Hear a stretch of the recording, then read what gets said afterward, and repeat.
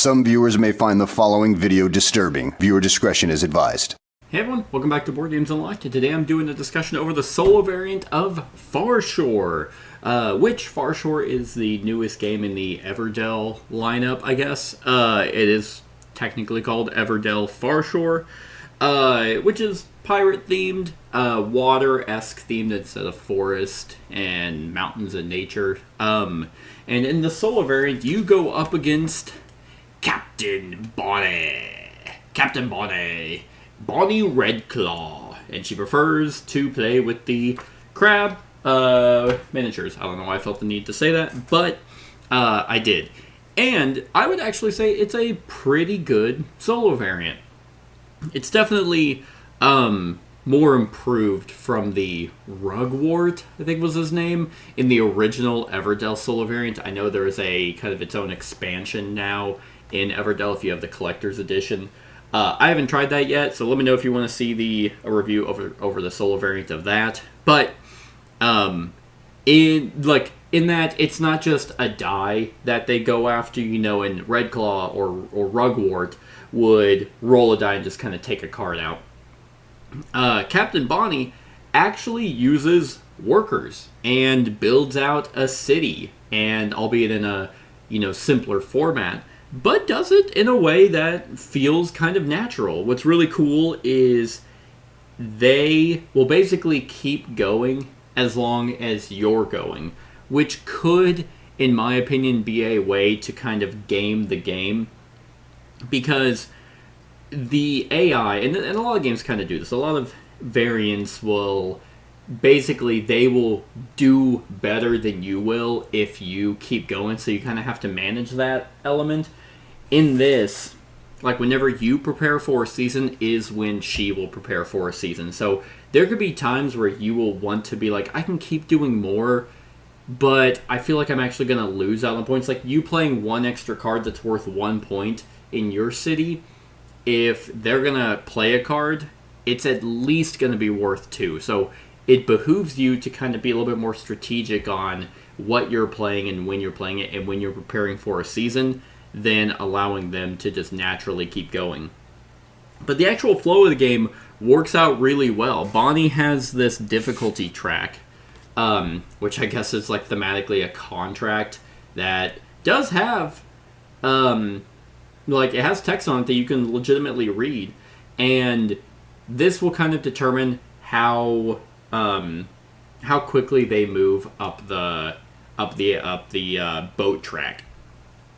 So in bold, every time it meets one of these these wind roses, it will move 2 spaces. So that's pretty good. I'd say, like, you can gain a lot. Like, if you want to play on the easier mode, then yeah, they won't move up as much, meaning they're not going to get as many treasures, which are points for them. Or on bold, which it moves up twice, that kind of keeps it up with the player. If you're experienced in anything Everdell, you can make it insanely difficult by doing brilliant or breathtaking, which introduces weather cards, and that makes kind of Bonnie more unpredictable on what they're going to do. But for the most part, it's relatively clean. They do have workers that they will place, and they gain workers equal to the same pace that you do. So you start out with 2, and then you gain 1, and then 1 and 1 each season. And they have a deck of action cards, so you just shuffle those and draw one and go from the top down. It's like, oh, this one wants to go to the gem card space. It just goes there. And for spring and summer, that's basically what they do. She will have a hand of cards as well. Instead of just collecting them to be points later, they build out a city. And whenever you're basically doing their turn, you will draw a card and, oh, it wants to go there, place a worker. And then when they run out of workers, she just starts playing cards. Now, she doesn't gain resources or anything like that. But what she will do is she'll shuffle her deck and then play a card. And then whenever you prepare for a season, you pull all the workers back, and then you check the contracts. And you look at the cards that they played, and if they can fulfill any contract, they kind of take those.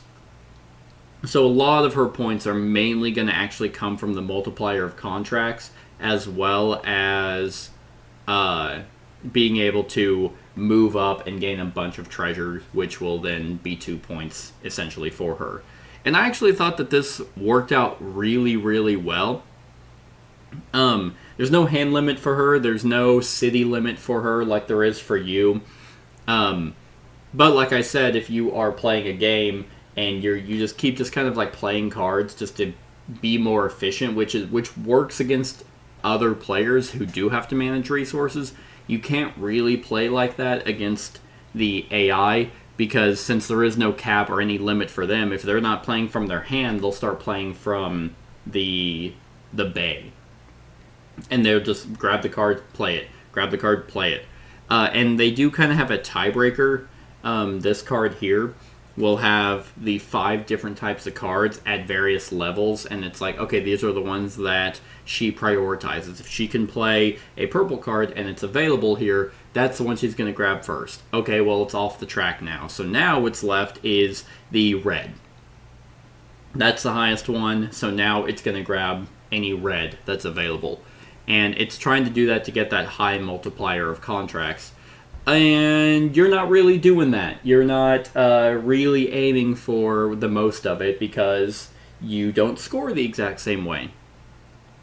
Like, she scores 6 points per purple, and then 2 points for everything else. Same scoring of boat location, contracts, and treasures, and then just look at the city, and it's like, oh, okay, she grabbed every single treasure, and they're all 2 points. Well, that's a bunch of points for her, and you most likely just lost. And I thought it was fine. Like, I think that you do get to play Farshore like you would kind of against another player.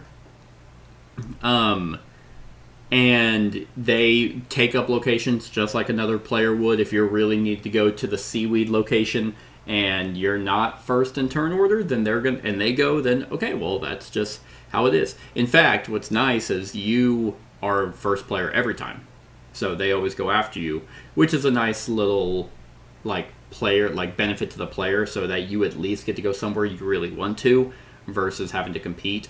And you're most likely still, if you're paying attention to the wind roses, are gonna be able to get further than them, unless you're playing on a very insane difficulty. Like, the weather cards are super wonky. So whenever you're playing on higher difficulties, it's like, oh, okay. Let's see. Yeah, you must discard 2 cards to use an anchor. You may not visit the docks. Green cards do not activate when played.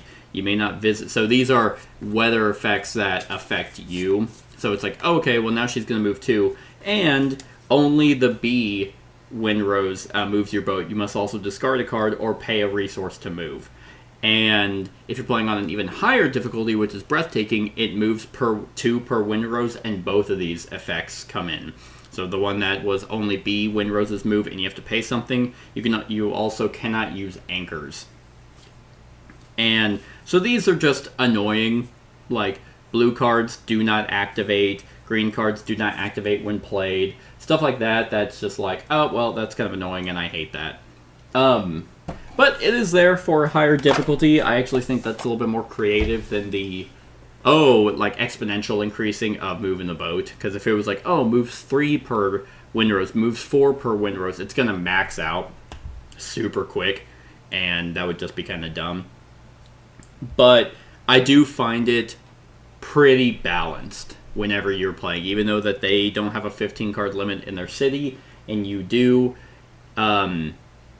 You can still kind of be like, well, the cards in my hand and the cards available and the resources I have aren't going to net me much points versus what they're going to get if I keep playing. So I'm going to prepare for, I'm going to prepare for a season, which kind of, nicks them on being able to play more. What's also nice is in the autumn, they play a little bit more smart, in that normally for spring and summer, they will go through the deck and place all their workers first. No workers to place, they'll start playing cards from their hand.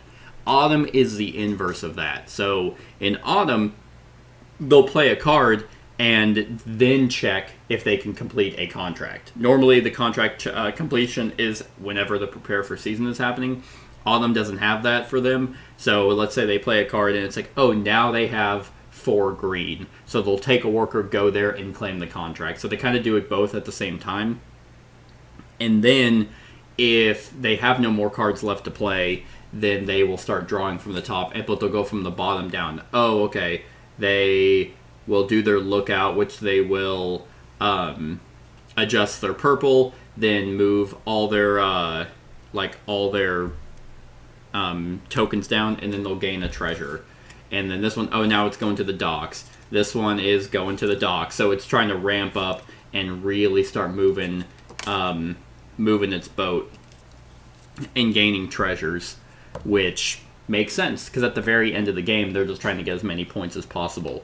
So I think for a solo variant for Farshore, this is a lot better than just roll a die. Oh, blocking that. Oh, taking that. Just having a deck of cards that's just going to be points. And I don't know how I think it's a spider. I think it's like has something to do with the Mistwood. Is that what it's called? The solo variant that was like done with the Everdell Collector's Edition. I don't know if that's more or less advanced than this, but this is definitely better than base game Everdell solo variant. It feels at least like another person is like in here. And what's also really cool is you can play with them in a multiplayer game. It's not just a solo variant. Like if you have two players and you want to feel like there's a third, they count, and they will have their own city they're building, taking cards and placing workers just like a third person would. I really like that. I like that in solo variants, it's not just, oh, you don't have anyone to play with, okay, well, here's a solo variant. It's like, well, we don't have a lot of people to play with, but this game says it's best with 3, but I only consistently have 2.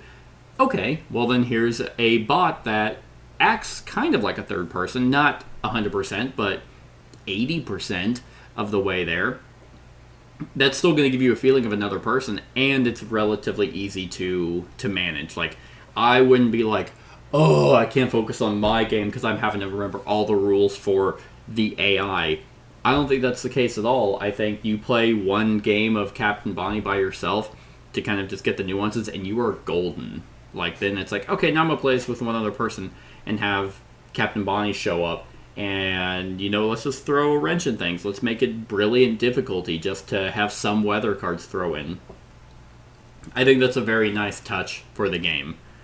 Other than that, I think their score is respectable. Every time I've played, it's been very, very close. I know you can kind of have swings of points, and it's still randomness based off the cards in Everdell. But they've done a really good job of balancing it to the players, and it works. It works really well. I do, again, really like the fact that they use workers. I think that in a worker placement game like this, the fact that they will draw and be like, oh, they want to go to that spot, they go to that spot. Oh, they go to the wood spot. Oh, I already went to the wood spot, then they check the next spot down. Seaweed. Someone already went to the seaweed. Okay, then the docks, which everyone can go to, and it moves its boat. That's it. It's very, very simple and streamlined. So, on a scale of 1 to 10, I'm going to give Farshore Solo Variant an 8. I think it does a really good job of replicating another person and still making it competitive where you're not going to blow them out. They'll still take contracts from players. They'll collect treasure tokens like players might.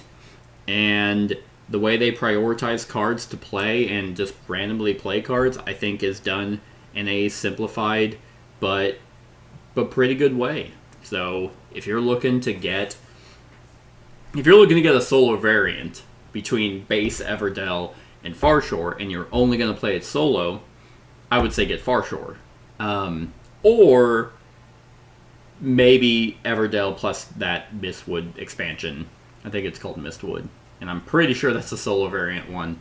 But yeah, if you're going base to base on solo variants alone, Farshore does it way better. So yeah, that's my thoughts on the solo variant of Farshore. Let me know what you think of it in the comments below. Other than that, like, comment, share, and subscribe, and have a wonderful whatever time of day it is for you.